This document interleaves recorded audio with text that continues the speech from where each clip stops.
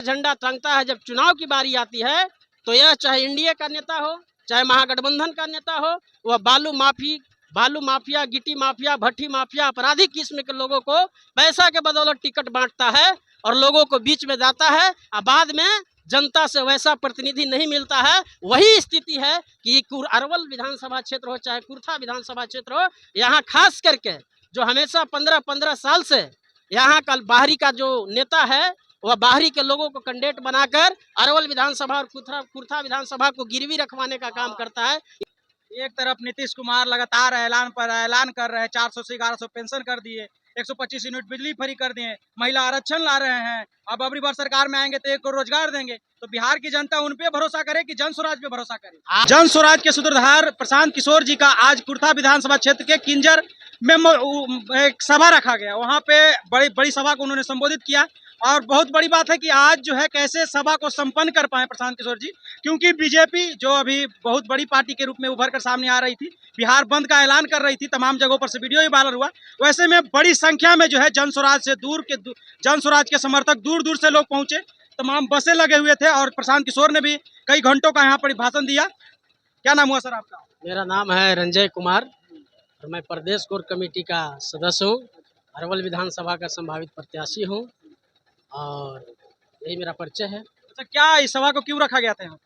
यह सभा पूरे बिहार के तहत जो जनसुराज में चल रहा है, पूरे बिहार में बिहार बदलाव जनसभा, जो बिहार का बदहाल स्थिति है उसकी व्यवस्था परिवर्तन के लिए, जनता की जो दुर्दशा सरकार ने किया है उसको सुधार करने के लिए यह सभा रखा गया है। लोगों को, यहाँ की जनता को जागरूक किया जा रहा है कि भ्रष्टाचार मुक्त कैसे होगा, उसके लिए आप सहयोग करें, आप जनसुराज का सहयोग करें और आशीर्वाद दें ताकि हम सत्ता में आए तो केवल सत्ता ही नहीं बल्कि बिहार में व्यवस्था परिवर्तन के लिए सहयोग करें और अपनी बच्चों को शिक्षित करने और रोजगार करने के लिए यह जनसभा का आयोजन किया गया। आज पूरे बिहार में बीजेपी के द्वारा पूरा बिहार बंद कर दिया गया था जी, आप लोग इतना बड़ा सभा को संबोधित कर दिए।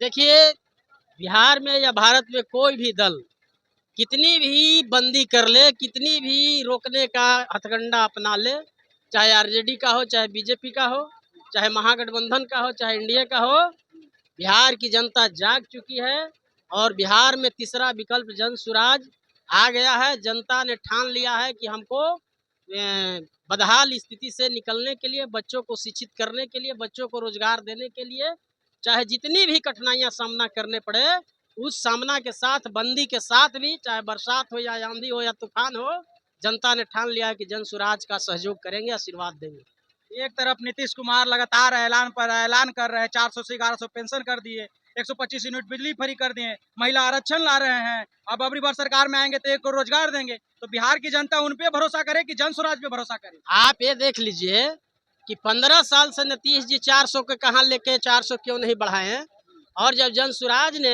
2000 का ऐलान कर दिया कि जनता की सहयोग से सत्ता में आएंगे तो हम 2000 रुपया नवंबर के बाद हम कर देंगे। जब इनकी आंदोलन शुरू हुई, जन सुराज का आंदोलन उमड़ा और आंदोलन उमड़ने के बाद यह यहाँ का जो इंडिया का सरकार है, जो सरकार में वह जो है घबरा कर, यह चुनावी प्रलोभन है, यह कोई बढ़ाया नहीं है, यह केवल चुनाव दिखाने के लिए चाहे 1100 रुपया पेंशन कर दे, चाहे 125 यूनिट बिजली जो फ्री कर दे, चाहे जुआ का गठन कर ले, चाहे विभिन्न प्रकार का योजनाओं का प्रलोभन दिया जा रहा है। आज 15 साल के अंदर में कहीं भी चुनाव नहीं था, चुनाव नजदीक नहीं था तो कोई प्रलोभन और कोई भी योजना की बात नहीं कर रहा था। जब जनसुराज ने पूरे बिहार में जनता को जगाने का काम किया तब यह जो सरकार है घबरा कर, यह चुनावी प्रलोभन है, कोई सार्थक जनता के हित में काम नहीं कर रहा है। और नहीं तो यहाँ का जो बिहार में जो तेजस्वी का जो विपक्ष में बैठा है, जो आरजेडी का लोग बैठा है, वह घबरा गया है, वह अपनी चाल चरित्र का परिचय दिया, चाहे आपको गया के वजीरगंज में दिया और किंजर का भी कुछ क्षणिक कतिपय लोग अपना चाल चरित्र का उजागर कर रहा है। तो ये समझ लीजिए कि जन सुराज लाठी के बदौलत नहीं चलता है, लाठी में तेल नहीं पिलाता है, या कलम में तेल पिलाता है और कलम के सहारे वैसे लोगों को चिन्हित किया जा रहा है। अगर कोई छेड़ेगा तो जन सुराज उसको कलम से छोड़ेगा नहीं। अरे बिहार में जातीय राजनीतिक होता है, धर्म के राजनीतिक होता है। एक एम समीकरण तो एक हिंदू मुस्लिम करके बिहार में सत्ता अपनाते हैं। जन स्वराज कैसे निकल आप जाएंगे? हमको बताइए ना कि यदि जाति का अगर यहाँ राजनीति होता तो सबसे ज्यादा जनसंख्या किसकी है? बिहार में यादव का है और उसके साथ माई समीकरण है। तो फिर नीतीश जी 15 साल से 2% वाले मुख्यमंत्री कैसे हैं? कहाँ जातिवाद है? कहाँ जातिवाद है बताइए? अरे मोदी जी का यहाँ कितनी जनसंख्या है बिहार में, लेकिन यहाँ से 38 गो MP लेके जाके सरकार में बैठते हैं केंद्र में। जातिवाद कहाँ है? केवल भरम है, मानसिक गुलाम किया गया है, मानसिक को तोड़ा गया है। कहीं बिहार में जातिवाद नहीं है। सभी समुदाय के लोग जाति पाति धर्म मजहब से ऊपर उठकर इस सभा में आए थे। अच्छा, जन स्वराज पर लोग क्यों भरोसा करें? जन स्वराज का इसलिए भरोसा करे कि जनता का वो राज लाना चाह रहे हैं। जनता की सहमति से योजनाओं को पारित किया जाएगा, जनता के सहमति से यहाँ के कैंडिडेटों को चुना जाएगा। जो आजकल जो इंडिया में हो चाहे महागठबंधन में हो, आप देखते होंगे कि 4 बरस तक झंडा टांगता है गरीब का बेटा, गांव में से झुग्गी झुपड़ी का बेटा 4 बरस झंडा टांगता है। जब चुनाव की बारी आती है तो यह चाहे इंडिया का नेता हो चाहे महागठबंधन का नेता हो, वह बालू माफिया, गिट्टी माफिया, भट्टी माफिया, आपराधिक किस्म के लोगों को पैसा के बदौलत टिकट बांटता है और लोगों को बीच में जाता है और बाद में जनता से वैसा प्रतिनिधि नहीं मिलता है। वही स्थिति है कि अरवल विधानसभा क्षेत्र हो चाहे कुर्था विधानसभा क्षेत्र हो, यहाँ खास करके जो हमेशा 15-15 साल से यहाँ का बाहरी का जो नेता है वह बाहरी के लोगों को कैंडिडेट बनाकर अरवल विधानसभा और कुर्था विधानसभा को गिरवी रखवाने का काम करता है, इजारा पट्टा रखवाने का काम करता है। इसलिए जन स्वराज ने कहा है कि नहीं तो बालू माफिया, नहीं गिट्टी माफिया, नहीं भट्टी माफिया, नहीं दारू माफिया, नहीं आपराधिक किस्म के लोगों को टिकट दिया जाएगा।